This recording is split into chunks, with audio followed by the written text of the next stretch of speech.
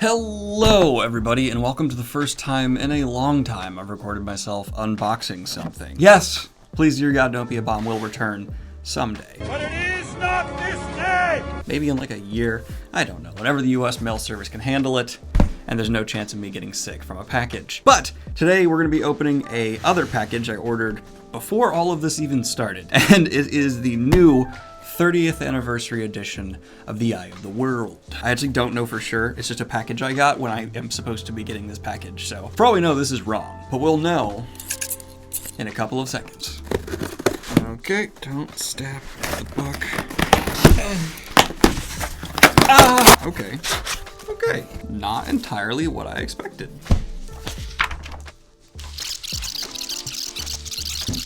All right.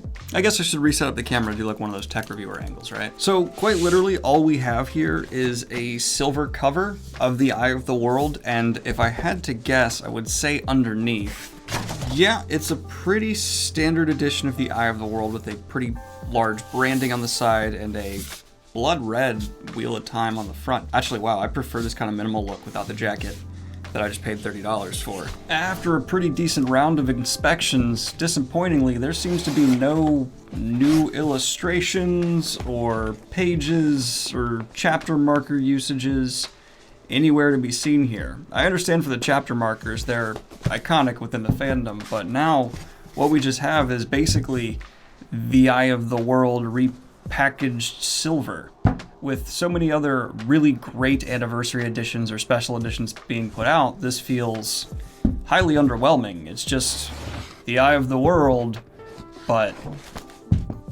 glossy. Now you got glossy Eye of the World. And also, if you can't tell, mine came a bit damaged, and this probably will show marks extremely easy. Actually, in fact, give me 1 second here. If I take a current standard printing of Eye of the World, it's gonna be a little bit different, but I wouldn't say magnificently so. We have just a different spine branding and a blank front versus a maroon red. So there's some differences in there. Silver is not the most impressive display of this art, if I'm being honest.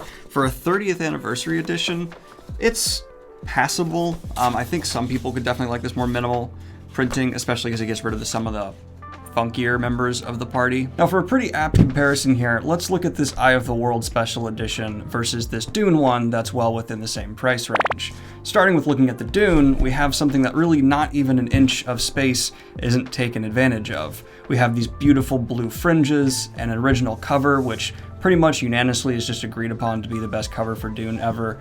Bold printing all along, and almost like just a theme throughout this cover.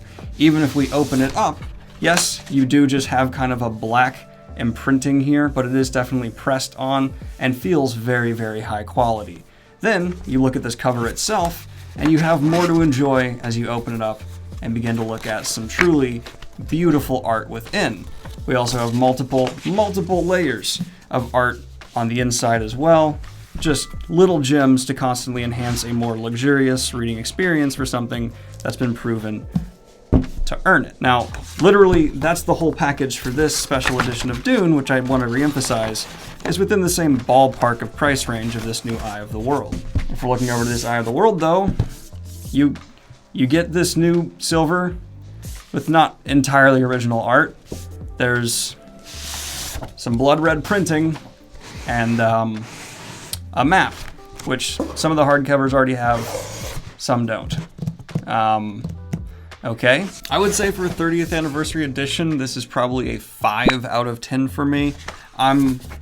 Whatever, take it or leave it. On the cover art, you do get your nice 30th anniversary printed on there. It's the original art with a more minimal background that takes out some of the weaker elements fans complain about. Okay. I do enjoy these red highlights and the spining. It does look definitely very beautiful, but I'm not over the moon for this as a whole package. I just feel like they could have done more. If I had to guess why there wasn't a super huge investment in this, the surge of Wheel of Time sales isn't going to happen yet. That's going to happen once the show is out. And I would bet money we're going to get a whole new printing of the series right around that time, within a year or two. And for a 30th anniversary, you know, it's not a 50th anniversary, it's just 30, which I don't think a lot of people go crazy over. I could see them just not wanting to put in a crazy amount of time, effort, and money. And this is just a let's meet the minimum standard for 30th anniversary. I think that's exactly what you'll find here. Some fans will enjoy this more than me because this art will appeal to some people more. I don't find it to be overwhelmingly better than what we already had because it's what we already had, but not all of it. And looking at this original Eye of the World cover in person, it does have a real beauty to it in the blue and the whole party. It may not be entirely accurate, but I can at least appreciate it, where this more minimal, you just have to absolutely be someone who loves a more minimal approach to be into this. And in one final nitpicky complaint I wasn't going to include, but then I realized some people could have made this same assumption as me, and they should be aware of it if not. If you look at it in person, it's a very just solid gloss. There's not any texture or depth to it, but if you look at the Amazon listing, it almost looks like it has this brush over the gloss, which actually I really liked, but it turns out that's just kind of the lighting or something going on there.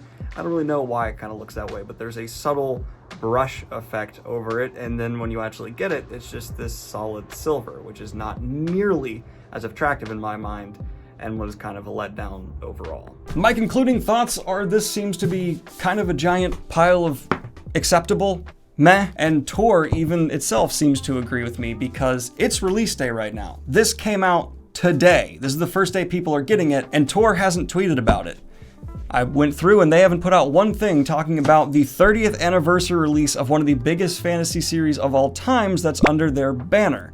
In fact, if I actually just search for Eye of the World on Twitter right now, the only thing I see is just a couple people who got it, tweeting about it, no one involved, trying to hype it, no one with a big following. And strangely, if I put in Eye of the World 30th Anniversary Edition on Amazon, it doesn't even come up, which is a very simple change you can make as someone putting up listings on Amazon to try and make this easily and readily available. They seem to have already forgotten about it, and I probably will before too long too, because this is what happens when you kind of just do the bare minimum. It's not bad, it's not abhorrent, it's just meeting what is acceptable and not trying to go above and beyond in any way. And that's kind of my concluding thoughts here. It's a 5 out of 10, it's fine, and I really wish I had seen the extra mile taken, but we didn't get that this time around. And I know many Wheel of Time fans have been aching for a more affordable, awesome reprinting new edition of Eye of the World. I actually like the latest run that's come out, but it's not my favorite ever.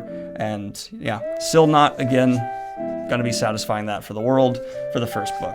But let me know what you think in the comments down below. Like and subscribe if you have not already. Hit the Patreon if you want to support what I do here. And have a good one, y'all. Peace.